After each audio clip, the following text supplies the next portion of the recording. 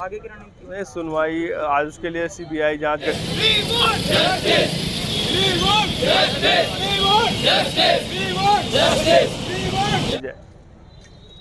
अगर सुनवाई नहीं होती है तो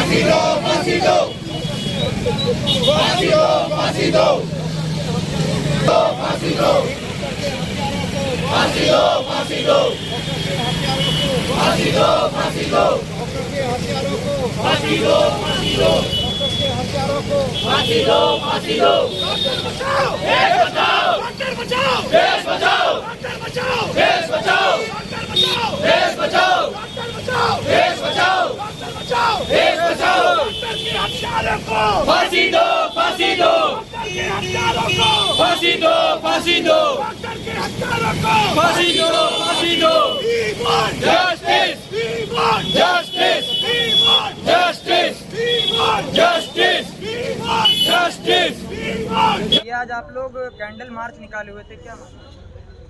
जो कोलकाता में हमारी डॉक्टर के साथ जो जघन्य अपराध हुआ है, हम लोग उसके लिए निकाले हुए हैं और हम चाहते हैं कि उसको न्याय मिले और जल्द से जल्द उसको फांसी दी जाए। अगर सुनवाई नहीं होती है तो आगे की रणनीति नहीं, सुनवाई आज उसके लिए सीबीआई जांच गठित कर दी गई है, पर हम चाहते हैं कि जस्टिस लेट ना हो, जितना जल्दी हो सके उतना जल्दी सारी प्रक्रिया पूरी करके और उस व्यक्ति को फांसी की सजा दी जाए। क्या लगता है डॉक्टरों को सुरक्षा क्यों नहीं दी जाती? डॉक्टर की सुरक्षा में कहीं ना कहीं लापरवाही की जा रही है। हमारा ही हॉस्पिटल देख लीजिए, यहाँ पे अब तक पुलिस चौकी नहीं बनी है और हम डिमांड करते हैं कि यहाँ पे सिक्योरिटी बढ़ाई जाए, रात को यहाँ पे गार्ड की व्यवस्था की जाए। ना यहाँ पे रात को गार्ड रहते हैं, ना यहाँ पुलिस सुविधा है, तो हम चाहते हैं कि रात को हमें यहाँ पे पुलिस की निगरानी प्रॉपर होती रहे और हमारे लिए हॉस्पिटल में गार्ड की व्यवस्था की जाए, क्योंकि आए दिन कुछ ना कुछ ऐसी वारदात हर हॉस्पिटल में सुनाई पड़ती है, क्योंकि कुछ ना कुछ होता रहता है। तो इसीलिए हम डिमांड करते हैं कि हर हॉस्पिटल में सिक्योरिटी व्यवस्था थोड़ी अच्छी की जाए। और हम साथ ही आपकी नाइट ड्यूटी भी होती होगी? हाँ, होती है नाइट ड्यूटी, और नाइट में आए दिन ऐसी परेशानियां आती रहती हैं, लोग रात को हंगामा करते रहते हैं और उससे दो चार होना पड़ता है। तो हम डिमांड करते हैं और यहाँ के प्रशासन से भी मांग करते हैं कि हमारे यहाँ रात के लिए थोड़ी व्यवस्था की जाए और एक दो पुलिस वाले रात को अगर रहेंगे तो हॉस्पिटल की थोड़ी सुरक्षा रहेगी और डॉक्टर को भी सुरक्षा मिलेगी। बंगाल में जिस तरह से ट्रेनी डॉक्टर के साथ ये घटना घटित हुई, उस पर क्या करें? मैं ये कहना चाहूँगी कि हम सब इसकी निंदा करते हैं और जो भी एक फीमेल डॉक्टर के साथ हो रहा है और जो भी एक डॉक्टर के साथ हो रहा है, हम सब बहुत मेहनत से पढ़ लिख के आगे बढ़ते हैं और उसके बाद ये व्यवहार हम एक्सेप्ट नहीं करेंगे और ये नहीं होना चाहिए, बिल्कुल ही गलत है। और ये कोलकाता में नहीं, हर जगह की बात है। डॉक्टर को एक प्रॉपर सेफ्टी मिलनी चाहिए, एक हेल्दी एनवायरनमेंट मिलना चाहिए जहाँ पे हम प्रॉपर तरीके से काम कर सकें। क्या लगता है आप लोग उत्तर प्रदेश में सुरक्षित नहीं? सुरक्षा अगर होती तो ये सब नहीं होता। सुरक्षा को और बढ़ाने की ज़रूरत है, एकता लाने की ज़रूरत है।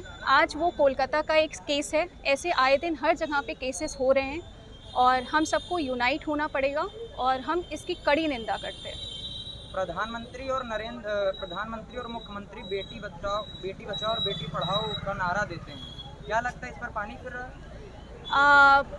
अगर ऐसे केसेस आगे आ रहे हैं तो कहीं ना कहीं सुरक्षा को और बढ़ाने की ज़रूरत है, और मैं यही आशा करती हूँ कि आगे हम लोगों के साथ ऐसा दुर्व्यवहार ना किया जाए, चाहे वो एक लेडी ऑफिसर हो, चाहे वो एक मेल ऑफिसर हो।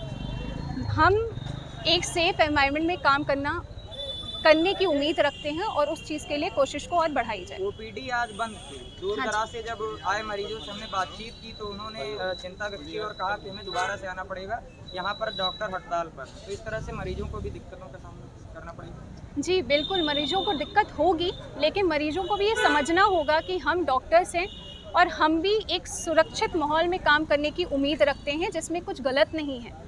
तो हम बस अपनी बात को इस तरीके से आगे रख रहे हैं। हमारा बिल्कुल ये सोच नहीं है कि हम पेशेंट के लिए आगे आके उनकी मदद ना करें। हमारी बिल्कुल कोशिश रहती है कि पेशेंट की हम आगे बढ़ के मदद करें, बट जो भी हमारी मांग है उसकी जल्द से जल्द पूरी करें। हम लोग भी अपने काम पे ही जाना चाहते हैं, इसीलिए हम डॉक्टर्स हैं। आप लोगों का हड़ताल कब तक जारी रहेगा? जब तक एक इंसाफ नहीं आ जाता तब तक हम काम नहीं करेंगे। दोषी को सज़ा मिलनी चाहिए, वो हो जाए और उसके बाद हम अपना काम स्टार्ट करेंगे।